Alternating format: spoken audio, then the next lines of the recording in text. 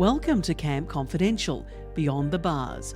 I'm Katrina McLarin, and with my co-host Cheryl Womack, author, entrepreneur and philanthropist, we tell it like it is.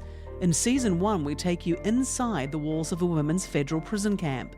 From pre-sentencing to navigating daily life behind bars, we offer practical advice, survival strategies and insights that no one tells you before you go in.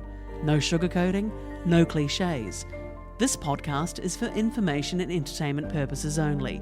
Be sure to do your own research and consult a professional. Today's episode, Crossing the Tracks, RDAP, is based off the book How to Go to Camp, Surviving in a Women's Federal Prison by Cheryl Womack, available now on Amazon.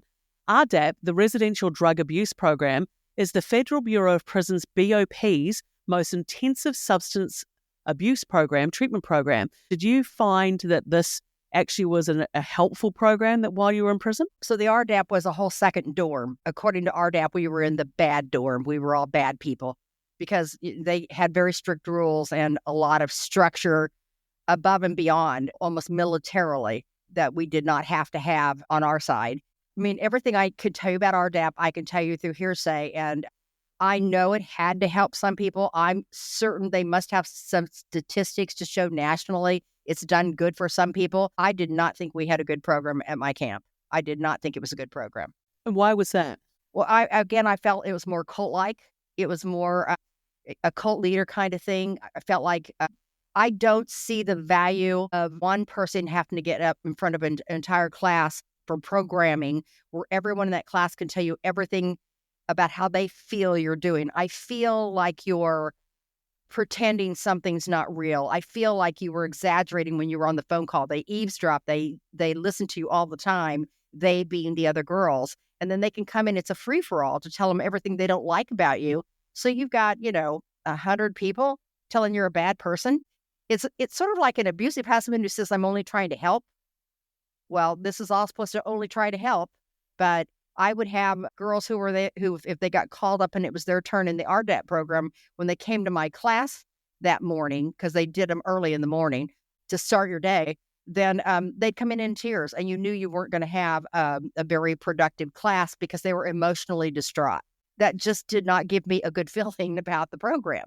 So you're seeing one element of that program there where obviously the BOP bills this as being a pathway to rehabilitation, personal growth. But the big incentive for RDAP and for people that have substantial drug users is that this offers a pathway to early release. So if you complete this program successfully, you can potentially qualify for up to a year off your sentence. So for a lot of people, that's a very big motivation to want to participate in this program.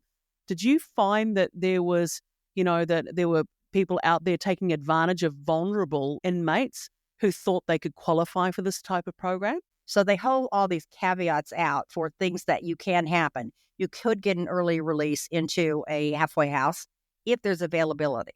So if there's not availability, you're not going to get early release. You could be going through the program, as I saw on several occasions, where you got almost to the end of the program and they failed you out and threw you back into our dorm and you just failed the class. So you've gone through however many months of, in my mind, this torture, and then you just get thrown over into our program and you're bawling and crying because you've gone through this misery and you have nothing. Now, some girls, if they had 10 years, might even try to go back and do it again. There were a lot of caveats to how it was going to let you out. And again, I don't want to say that a program I can't give you an opinion on nationwide, and they must have some statistical proof to show that they're having successes with it. But in our particular program, the failure rate for girls who went into the program and didn't make it to the end was extremely high. And that was very bothersome to me. Again, as a business person, as a teacher, I would watch those and go, somebody should be checking into this program when you've got that many people failing. It was a problem. So for you didn't foresee it as a success in that way? Not in our camp. I just did not in our camp. Now, the other thing is that you'll have people who are preyed upon before they go in, like we were talking about, and you'll have an attorney or somebody who acts like an attorney or a prison pro telling you they can get you good time and get you into the RDAP program. No one can get you into the RDAP program. You must enter into the BOP system, and then the RDAP program will determine if and when you qualify. Only the BOP can do that. So somebody is hitting you up for money. This girl paid $10,000, $12,000, and she never would have been eligible because she never did drugs. But because she had hid a key to where drugs were, or had a key to where money, she had a key involved somehow. So it pulled her into it, but she never did drugs in her life. And she was not going to get into the program. To me, that was exasperating to see. And I ended up helping her write a lot of letters to help her get her money back. So how does a solicitor prey on an inmate like that in prison? I mean, we're not saying that all solicitors are bad, but she was definitely preyed upon. So how do they find her to be able to make contact with her? Before prison, you're going to prison, you don't know anything about what you're doing, and you're looking for anything that's going to get you out early, and you're Googling. And so it's all over the internet. Right. Okay. So people need to be very aware of that, and maybe it would be smart not to enter into any arrangement like that until you've actually done your research on it. Check out the criteria for what makes you eligible to meet RDAP. The BOP says that RDAP it's gender-specific programming, so that what they're saying is that it includes programs that are tailored for women that have suffered issues like trauma, abuse, co-occurring mental health disorders. So what they're in effect saying is that a lot of people that are on long-term drug abuse, it's because it's stimulated from something that's very traumatic that's happened to begin with, that's led them on that path. Of course. So in their mind, they believe that this is addressing all these issues, and I hope it does, because what a great thing to do. Unfortunately, the rates that you're seeing, though, from you firsthand, and by no means are you a specialist or I, but you're seeing this same repeat cycle for drugs of people going back in. Here's the other point I think you have to make. So I had a guard explain to me when I was a town driver and I was up waiting to take somebody to the bus stop to go to their next destination. She explained to me that when these people, I learned more about drugs and how they feel or how they react to them just sitting there talking to her sometimes. And she said, when they start taking drugs, if they're taking them pretty aggressively at 12 years old, it can stunt your growth for your brain and your logic, where you now could grow up and become a 50-year-old still thinking like a 12-year-old.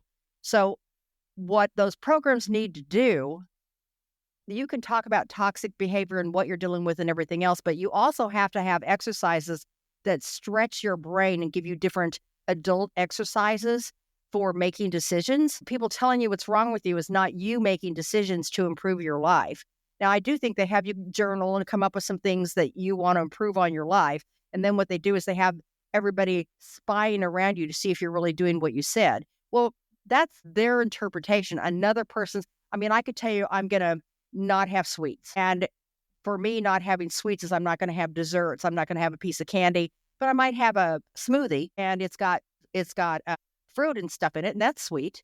And your interpretation could be, I just broke the rules. My interpretation is I'm right on track. But you, if I got pulled up, you could tell everybody I broke the rules and I don't follow. It's that simple. There's a thought process involved. I think it's more complicated. And I think they should be working on them making decisions, more baby decisions, baby steps along the way for their life, and practicing those decisions before they start getting called out for those decisions. I think that's, again, I'm totally speaking out of school because what do I know? But I know I could watch the kids in my class grow by giving them things to talk about, having them stand in front of people and learn to communicate, have their own opinion about something, learn to agree to disagree without being mad at each other. These are all skill sets that you have to learn over life. And I didn't see how that was happening there. So what's missing, you think, is some fundamental life skills? Absolutely. Communication skills. Absolutely. And you really have to start there with each of them. And they must have something that addresses those things. It's just like when they do gender specific for their training. I think it's really good they've identified gender specific things that happen. And I think it should be taught to both sexes. Because if my father was abusing me that way and he was in prison, I would want my father to have to take that class to maybe understand how he abused me that he didn't get. Who's telling him what he's doing to abuse me or what he did to his daughter? I think both sexes, for whatever are unique to each of them, should be taught across way each other because it gives you a different perspective. And I think you lose a lot of value in what's going on when you're not getting the other. I can't tell you the times there's an argument and you and I might disagree upon something and then you'll explain something and I'll go, well, I never thought about it that way. And it changes everything. Well, I don't see that happening here. Well, it's true. Everyone has differing opinion on things. So how do you think if you were sitting back there as an inmate how did you see an average person in RDAP's day? How did their day unfold? How did it begin? How did it end? They had to get up Monday through Friday, sometimes Saturday mornings, but Monday through Friday at 5:30 in the morning, fully dressed in makeup, fully in their greens, have their bed made, everything ready. They did some programming and did some of their things, like at right after breakfast in the morning at 6:30. So by 7 o'clock, they're programming so that, or maybe 6:30, they're programming so that they can come out and start having day jobs and doing other things that they do. And again, they had more spots in the dorm than they had people in the program. So it could be the program was full and you might come live in the dorm in anticipation of getting into the program, and you might break enough rules just waiting to get in the program that you never get in the program. You get thrown back into the other dorm. But you've lived this cult life, I'll call it, being loose and catty, this cult life that you're living in the hopes of getting in there. So is the RDAP housed in its own building, and do you sleep in that building? Does everything take place in that building? Well, the cafeteria's there for everybody, but they eat separately. So RDAP has its own dorm, and then everybody else is in the other dorm. But RDAP has their own, they share in classes in education, but they do their own exercise programs together, but they can do it together. The other thing at our camp I noticed was that you were treated like you were in the bad dorm. You're not even supposed to talk to them. They could get in trouble. I could see girls nervous about coming to see somebody maybe they came in with when they came in and you went to RDAP and they're in the other program. And if you stood outside and asked somebody to go in and find that person, you didn't want them to know you were doing that because you could get called up by somebody because you're talking to somebody in the regular dorm. What surprises me as we've gone through this process and talking about different things is the different forms of segregation that is in prison, whether it's through the programs, race, obviously gender, sexuality. There's just so many ways to segregate people. And the camp is the most minimal of segregation. Each of the other prisons that become more difficult have more segregation. Cheryl, did you see with any firsthand experience that any of these women were getting out earlier? Did you see anyone get their sentence reduced while you were there because they were a participant of RDAP? I heard of people getting their sentence reduced. I also saw where they finished and they had to come back over to our dorm because there wasn't a place for them to go next. So they got out earlier, but not as early as they were promised. Because again, there's very, very often is not a halfway house you're going to go to for 12 months, which is one of the things they promise. It's just that much time is usually not available. And the other thing I want you to remember is while everything's very gender specific, remember when I went to the halfway house, so when you're getting out, I'm in a place with 185 people and there are 17 women. So there could be 20 in there. They acted like they were full, but they had 3 spots open. So you've got 20 women who can get in through the RDAP or however else in this program of 185. So there's always less available for women too. That's got to be a little bit soul destroying. If you've been promised a shortened sentence, you could successfully complete the program. Your sentence is reduced, but you can't get into a halfway house. So that kind of defeats the whole purpose, don't you think? I think the only thing that was more soul destroying for these women is that they got close to the end of it and then got thrown out. But either way, getting to the end of it and not getting out as early as you had hoped you would be, because in your area they didn't have the availability, or getting thrown out and put back into the program where you lost all your 12 months, but maybe you did all but 1 month of your time in this program and then got flunked. How could you be thrown out of this program? Obviously, I think taking drugs would be the most obvious, but what examples? Anything I tell you, I'd be guessing. I don't know. I can't tell. I know that the counselors and the specific RDAP counselor and everybody made those determinations, but often those women were thrown out of programs. Often. Said in the past that there is still a real problem with drugs in prison, unfortunately, and a culture of drugs in prison. Did that appear in the RDAP program and that side of the prison as well? Well, here's what killed me. Anytime word got out there were drugs on the campus, they always ended up getting found in the RDAP side, the side they're supposed to be learning not to take drugs. Now, I guess if you think about it, it makes sense because those are the people who are more prone to drugs and more trying to fight the behavior of it. So in some ways, it's just a vicious circle that does keep perpetuating as it goes on. Again, I think until you get to some more behavioral things more at the bottom that develop your self-esteem and help you think in the thought process. And I think some of those things are intended to do it. I just, to me, getting up in front of everybody and not sharing what you think you've succeeded in. I mean, you can see some real testaments of people who've gone through it and feel like they've really learned something about themselves and understand why they've done some of the things they've done. And I do believe it can probably do some of those things to help you understand yourself more. But I'm not sure it fundamentally grew you enough to really be comfortable in your skin, have more self-confidence, learn more about your skill sets and what you might be able to do in the world. I mean, these are things that you have to know to get back into the real world. Just knowing you're off drugs didn't do anything to put you in the real world. Do you think confidence is a big issue there for women? I think it's for either men or women. I think it's one of the biggest issues. It's huge.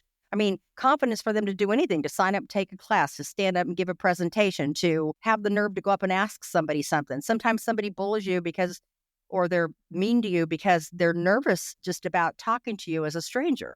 So again, those are the kinds of, a lot of people who are in prison have not had good communication skill sets to be able to approach other people. And those are some fundamentals. I mean, you could almost go back to the fundamentals that you learn in grade school of, how to get along with everybody in community. And again, they have a thing called community where they get together, and I'm sure they do other things. I just got to hear about the horror one of where they pull them all up. And I got to hear woman after woman tell me it's just a cult. And it just left a very bad taste in my mouth, where I'm sure somebody can come and tell me some of the wonderful things it's done, but I didn't see it at my camp. When you say it's just like a cult, obviously that doesn't promote positive connotations. Not So for me. how do you see that they were like a cult? And what was it, a behavior, the way they behaved, or the way they were segregated? The way you were segregated and the way you had to do everything at exactly certain times in certain ways. And if you fell out of sorts of one day you didn't wear your makeup and you're supposed to wear your makeup every day, then you could get called up for that. I mean, that's what a cult does. When everything you do has to be by the book to the T, that's indoctrination. When you have to do everything step by step by step, no free thinking. Now tell me where your free thinking is. If step by step they've given you these rigid rules, and maybe if you're on drugs that bad, you need that rigid rule. I don't know. I mean, I could be wrong, and I'm hoping this is helpful to somebody, but I can only give you my impression from teaching, from taking them as town driver, and really getting to spend a lot of time with RDAP women. Some of them were just destroyed by the process of going through there. And some of them felt really good about getting out of there. But that was probably as many as were destroyed at one end were probably as many as who were excited about getting out at the other end. Very few at each end. A lot of people stuck in the middle. Well, I think as an observant woman who didn't have a substance abuse problem and a very successful female entrepreneur, you have very good observational skills. So I think your take on it is your take, but that you can only say what you saw, and that's what you saw, and that was your experience. And I grew up poor, and I grew up with absolutely no confidence. It took me to my 50s and 60s to really have true self-confidence and esteem that I needed above and beyond to learn to try things out of my comfort level. So again, it's hard for a person who's got low self-esteem issues or confidence issues to take on new things and to challenge themselves. And the good thing about a business is you have to take those on, but that doesn't mean it takes care of everything in your personal life. Well, that's an interesting point, because you actually came from probably a very similar socio-economical background as a lot of these women. Yes. You did grow up poor, and your start in life was absolutely not great. And about a third of my family was on drugs, to the point where one brother lost 2 sons to drugs, one being shot and the other overdosing. Well, that was going to be my question. Were you never tempted by the lure of drugs and its false profit? I never was tempted by cigarettes. I didn't want any part of any of it. I just didn't. And my dad always used to say, this is terrible, but I had a very strict dad, and I was one of the older kids. And my dad would say, if I even think you've had a hint of alcohol, I'll fill you up with a couple boxes of X-Lax and you'll never forget it. That's all I needed. You had a very strict upbringing in your own private life as well. So do you think that shaped maybe your lack of confidence, but not heading down a drug path? I don't know. I mean, probably I was more, when I was younger, afraid of my shadow a little more, didn't want to do things I'm not going to say I was always lippy and always, testing boundaries and things, but there are other things that made me nervous and I wouldn't get out of line for. I was like the boys got put in the back of the classroom for not getting their homework done. I'd be, but, if it was going to catcall another woman in the class or get, fight with another girl in the class, it wasn't going to happen. I wasn't going to do it.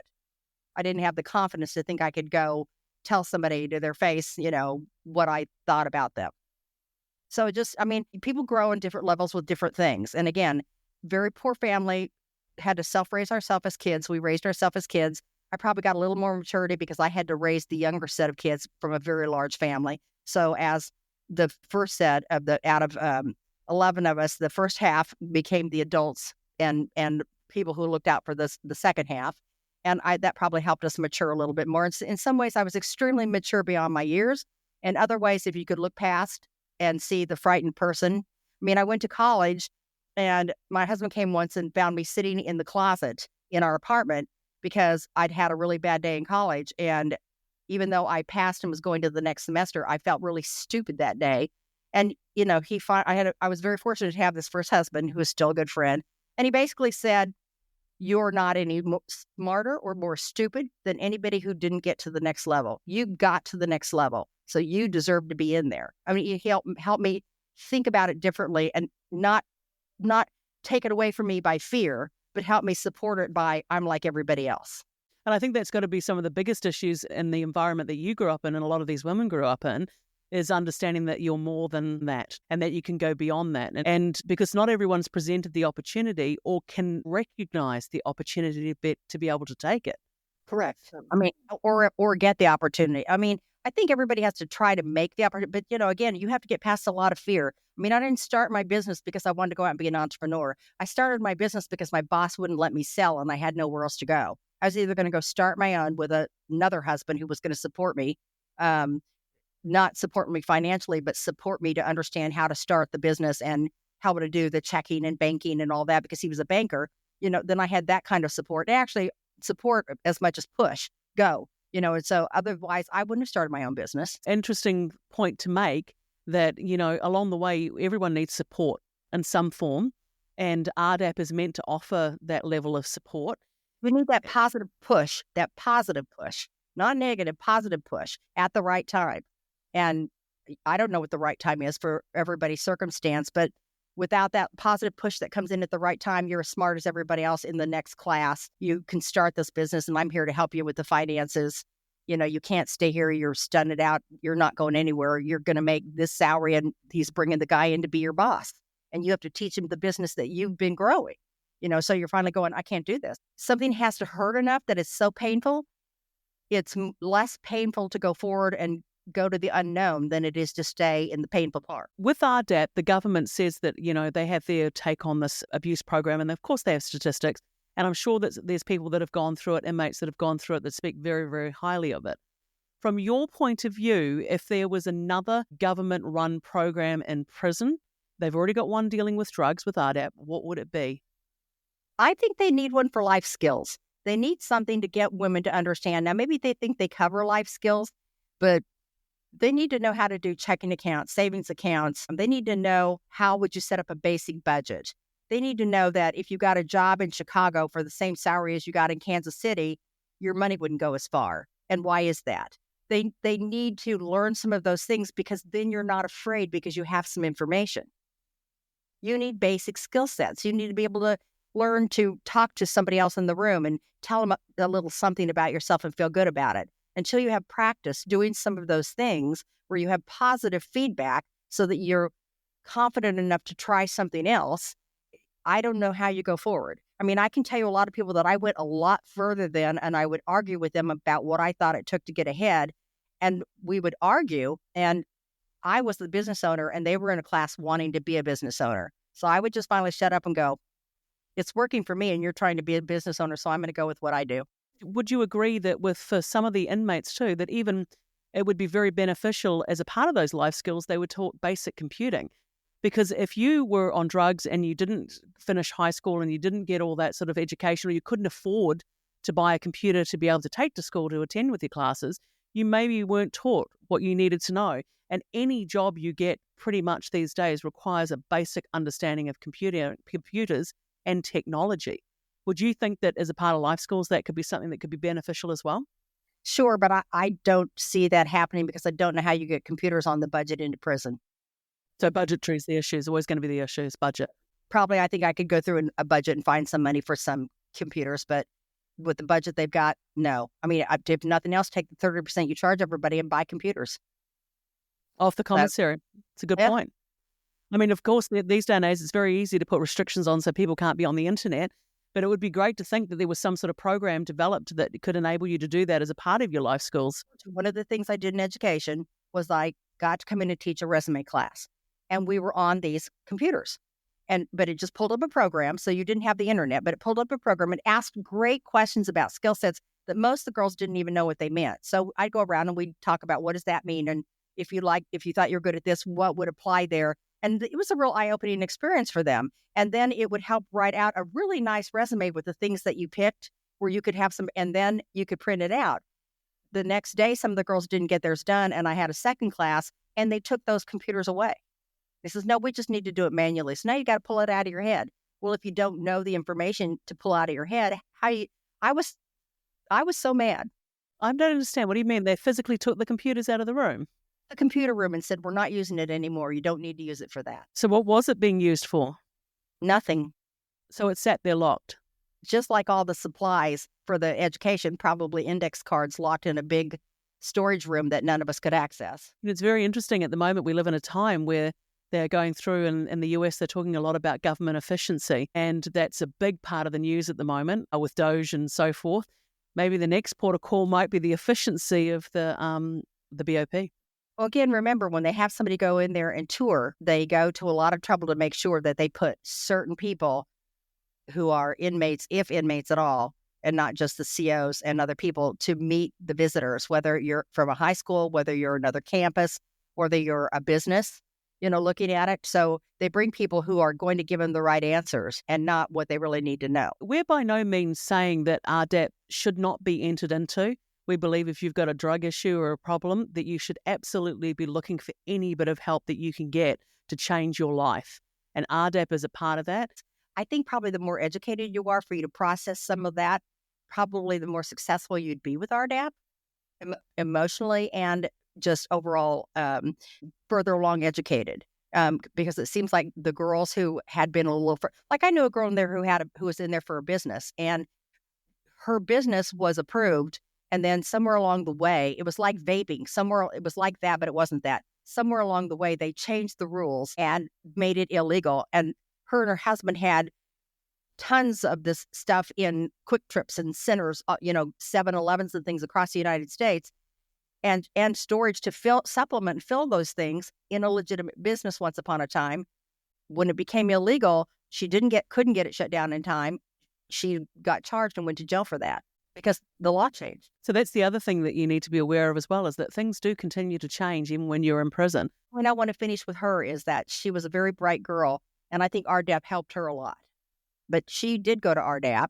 I don't know if she got early time out because I got out before her, but I think that probably because she already was more advanced in her social skills and everything else, it was more beneficial for her. So again, if you have people who are stunted at age 12 or 15, you've got more social skills to get in there before you can start this other I think. So you think that's for a lot of the people that are suffering from substance abuse issues, they need to address it on their level of where they're at? Yes. A blanket approach is not going to cover it. Absolutely. Thank you for listening to How to Go to Camp with Katrina McLarin and Cheryl Womack. For more support, check out the Women of Worth website, www.womenofworthwow.org, where you'll find helpful resources, including Cheryl's books, Mummy Loves You Everywhere and How to Go to Camp, Surviving in a Women's Federal Prison. Whether you're preparing for the journey or supporting someone through it, remember, there's guidance, hope, and a community ready to help you navigate this path.